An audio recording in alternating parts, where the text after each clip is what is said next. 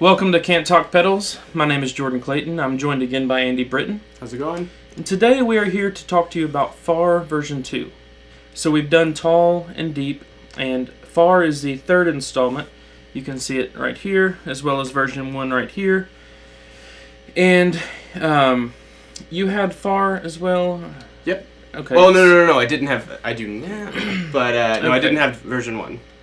So FAR is essentially a more like distortion-ish Yeah.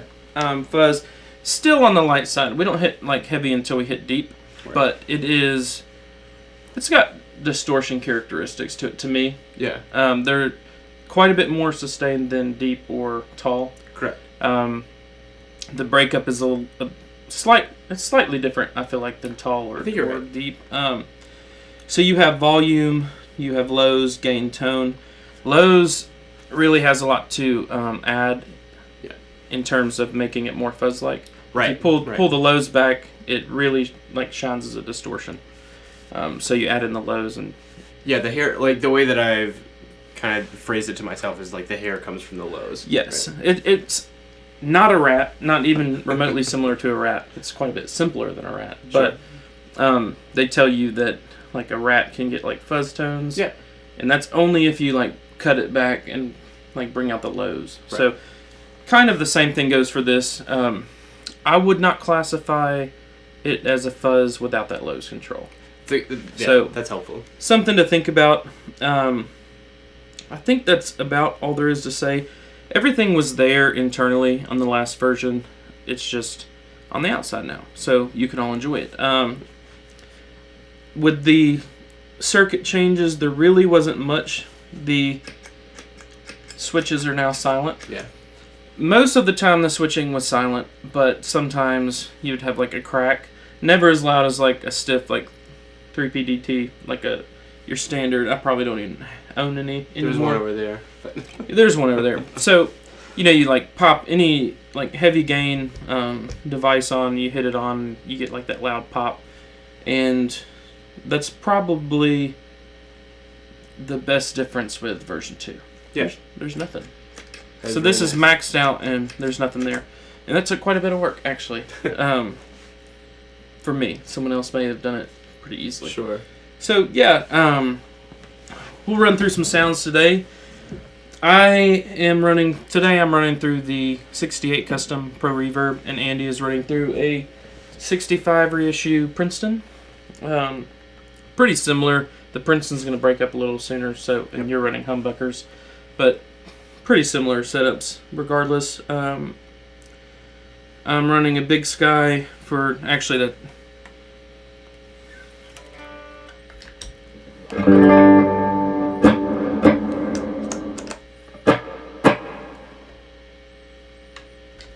That was a heavier reverb than I thought. So, for the little bit of reverb that I was using a Big Sky. Yep. So yeah, I'll do a little playthrough real quick, and then we'll play with some of the controls.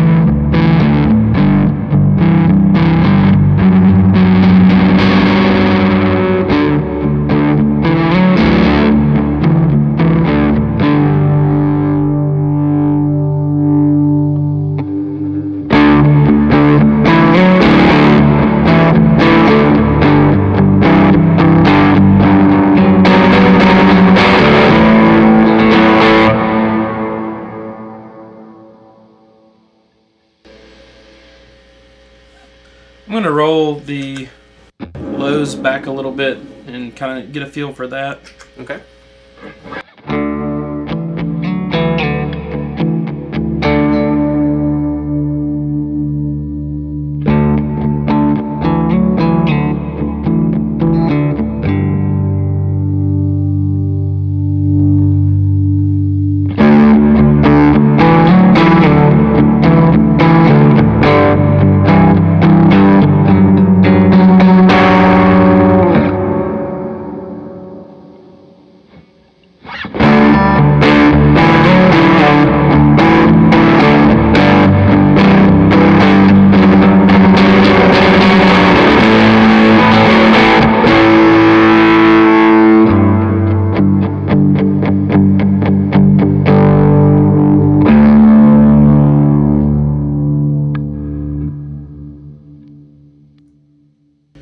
So the lows add a pretty good amount.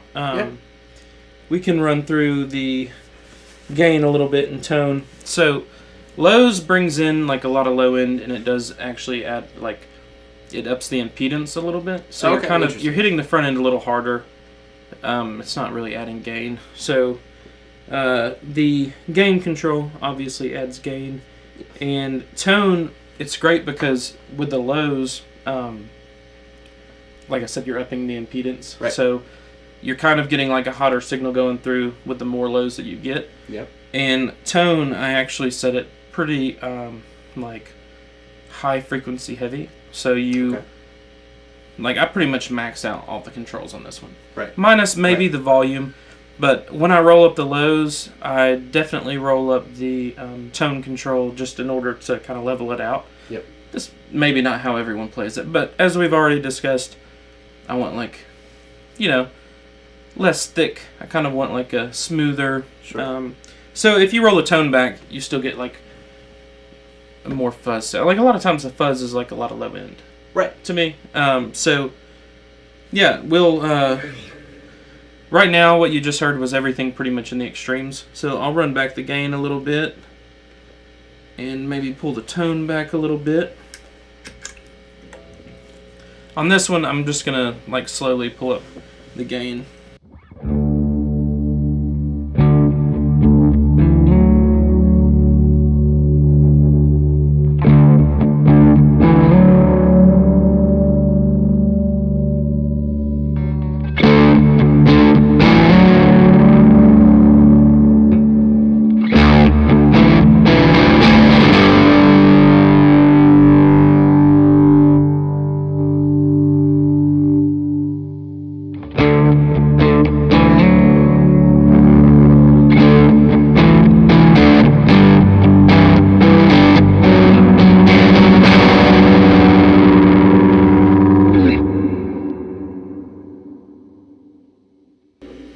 So that's nice. Like there was a certain point in the sweep, right, where it got like very like a lot crunchier than noticeably crunchier. And the interesting thing with this, to me, it doesn't bring in a lot of high end.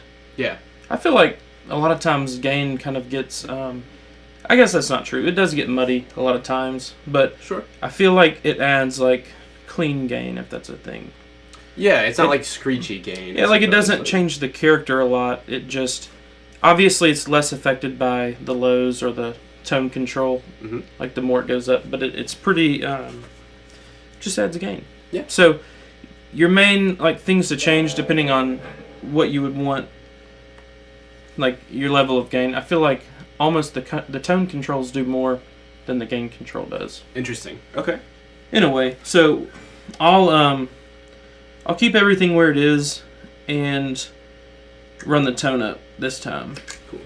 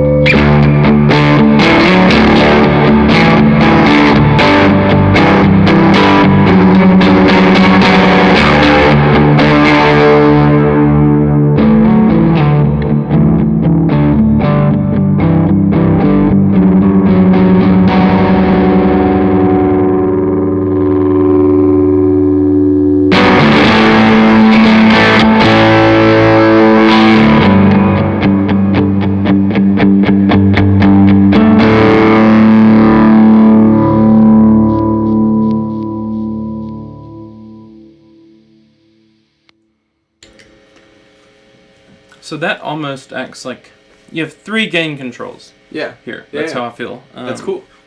But it's interesting. So it definitely takes a little more to like dial in a good sound, but sure, it's a pretty neat sound. Something about like passive tone controls I really enjoy. Okay. Like I like a band axle, much like an active tone control. They're great in a lot of things, but and I understand why some people wouldn't like it because if you like, I wrote tone on the pedal, Right. and like you go to adjust the tone and you're increasing gain, and people are gonna be like, "What the hell?" I wanted more highs. I didn't want I Right. get it, but I feel like the passive tone controls really kind of allow you to dial in a certain flavor. Like it can also remove some, like if you want the bassier controls, Yeah. which I don't, so it works for me. Then maybe it's not typical. Which this has lows in, so it's fine. It's got either that, way yeah, with this one. that low boost. But is, I yeah. love that passive tone control. Yeah. I love to crank it and like get a really kind of a different character out of it. Yeah. So what you get to do today, I just did some I maxed out the controls. So maybe you can play like some cleaner. Some cleaners. Yeah. Hmm. We'll swap. Yeah, I was gonna say, And then- swap personas. In a minute, today. I'm gonna do that No. stuff. Well, you're gonna be alone.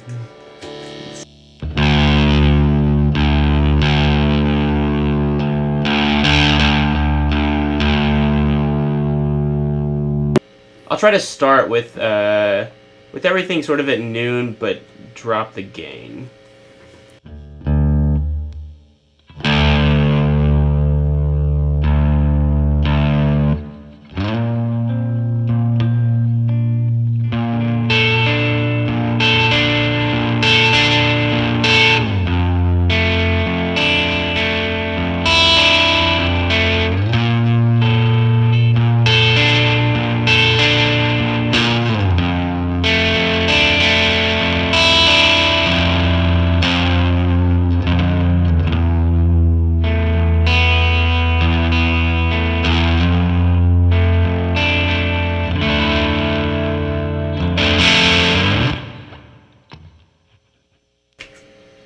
Now I'll cut some more lows.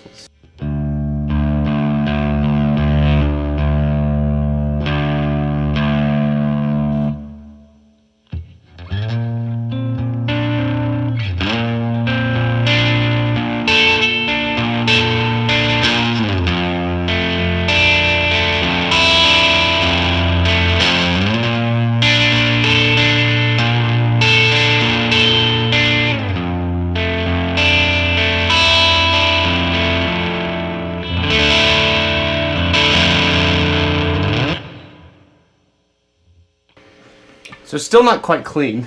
I've gotta get there, but you've tasked me with something. Are you uncomfortable? Always.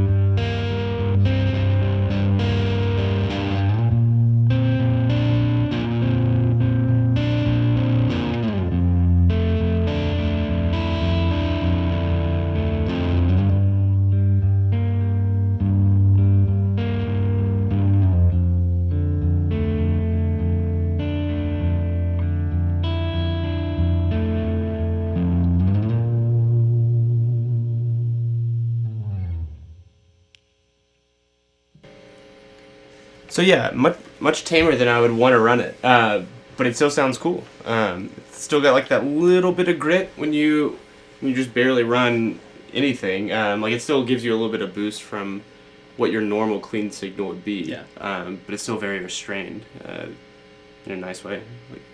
So thank you for making me. I don't think I've played. I actually haven't played this one like super tame. I don't believe.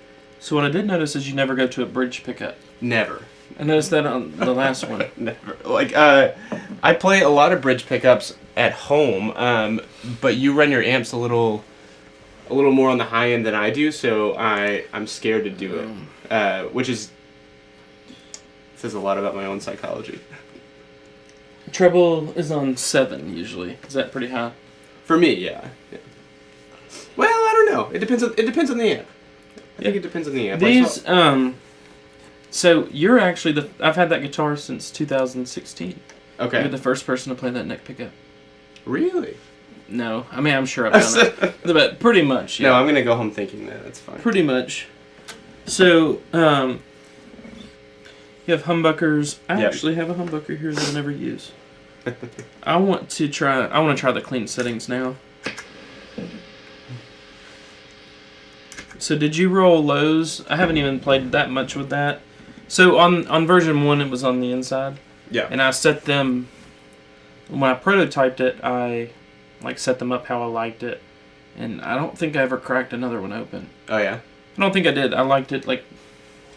It doesn't have as much range as tall. I don't feel like Yeah, that seems right. so I kind of found what I liked and I stuck with it. I didn't Yeah. feel the need to change it quite as much. And then so now when I've been playing this one, I played it a lot today to familiarize myself with the new layout, and I feel like I should have. The lows is really special, and It's I've great. never messed with it. Yeah, So- like when I sat down with this pedal for the first time and started playing with it, I cranked lows and just sort of left it there. It needed it. It needed it to kind of fit the fuzz, like we mentioned. Yeah. To be considered a fuzz, it needed it. So I added it in, but I set it maybe 75% of the way up, Okay. and then I left it. But when you take it all the way up, it Oh, really yeah. kind of blows everything out. It's special. So, I will venture into. I'm going to search for a clean tone, and I'm gonna play my middle position pickup. Oh. I'm not gonna play my middle position pickup.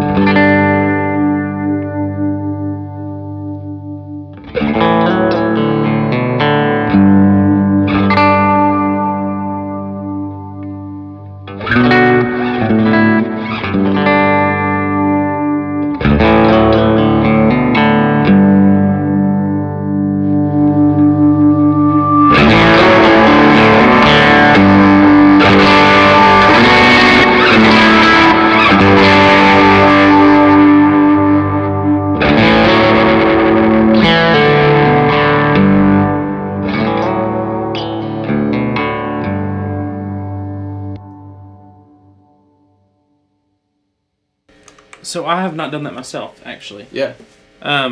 What I learned is that the gain actually interacted more than I thought. Okay. So I guess I've kind of left it maxed out. I was thinking, going into that once I lowered the gain, I would have to adjust the lows and the tone. Right. But it really didn't. It kind of stayed exactly where I wanted it. Yep. And just added gain. So that was cool. That's why passive tone controls are okay. They're all right.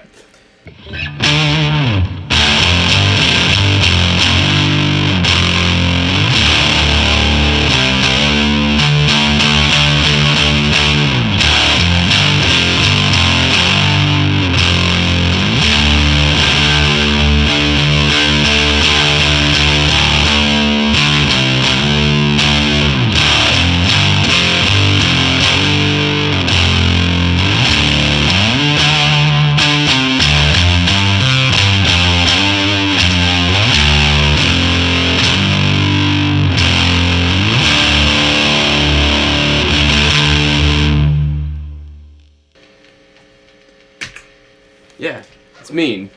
That almost sounded like a filter. Yeah, Like it had a little bit of movement there.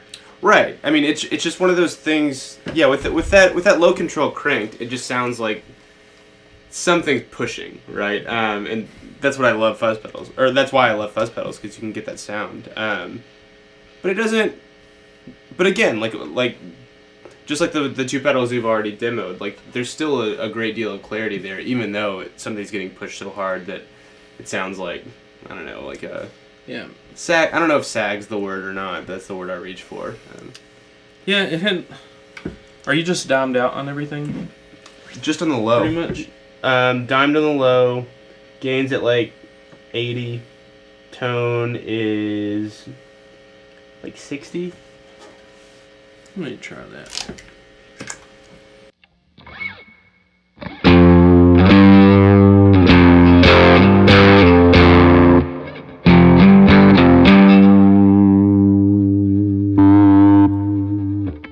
What was that note?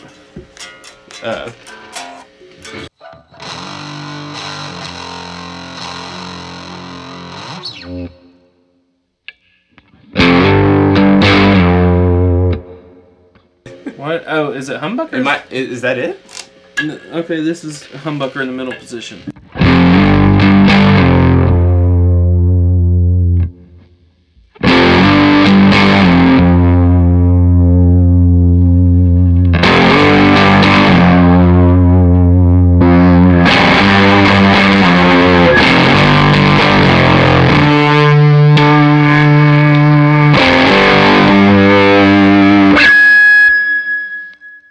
Too much.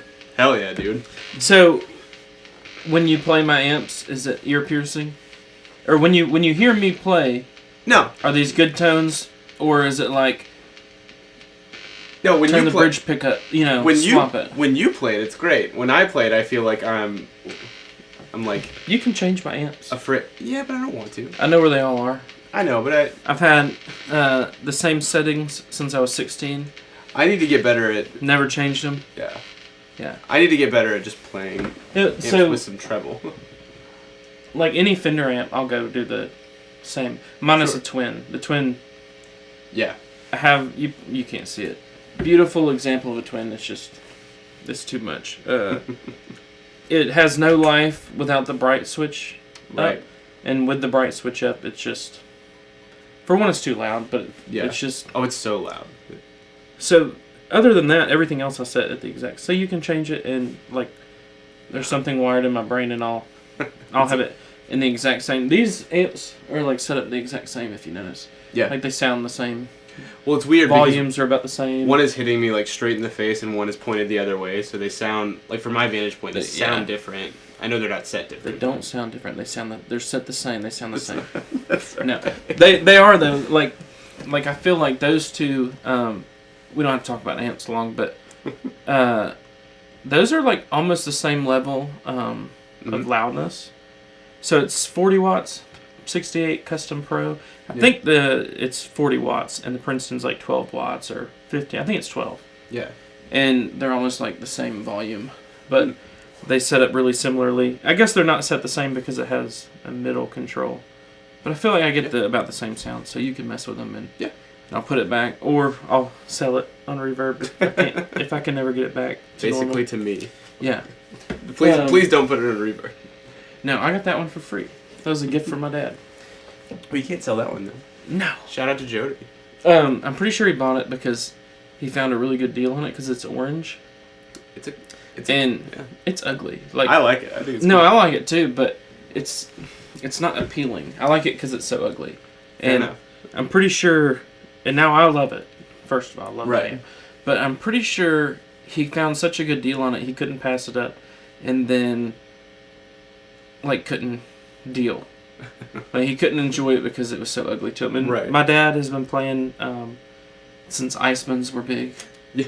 I don't know when, but along like 50 years, Right. And I don't think he wanted an orange amp. So maybe orange if it like looked rock and roll, Right. or like Harley colors, but like a creamsicle. Yeah, that's it's 100% what it is. Yeah, it's not his thing. So We're gonna have to like insert a picture of this in the video. Yeah. people So know it what gave we're me- seeing. everybody's seen it. So it gave me a Princeton reverb, and I still believe that's probably the best. Like, if you could have one amp, Yeah. it's just a good amp. So yeah, I won't talk about amps anymore. It's fine. If you want to buy my orange amp, you can buy it for I don't know, $4,000. $4,000. Yeah, it's the famously ugly amp. That's right. That's right. It's the only limited edition amp that like nobody wants. If Van Halen can get away with it, why not you? Yeah. Anyway, so I think that about wraps it up for Far. I still feel like I have a lot to explore with this Same. one. Yeah. So I believe I already mentioned it, but I just haven't spent the time with this as I did other ones Right. in the same series. So hearing you play it specifically with humbuckers made it sound a lot different than I thought it was. A lot heavier. Yeah. So tall is kind of light, deep is kind of rock and roll, Mm-hmm. and far was kind of distortion. It is distortion, ish. But I kind of grouped that closer to tall and deep gain wise until I heard you play that. So it may be closer to. So if you play wide, it'll probably be like Oh yeah. heavy. Oh yeah. It's heavy for me. It's a Like heavy with this pedal. guitar, it's heavy. So it's probably very heavy. Yeah, it's nuts. Cool. So Cool. you have anything to add? Nothing at all. Buy the Until pedal. next time, Far will be out on March 25th. Cool. If you haven't already bought Tall and Deep, well, hopefully there's not still in stock by the time you see this, but check out Far and Deep and Tall, and we'll have Wide for you next week. So, see you later. Yeah. Have a good one.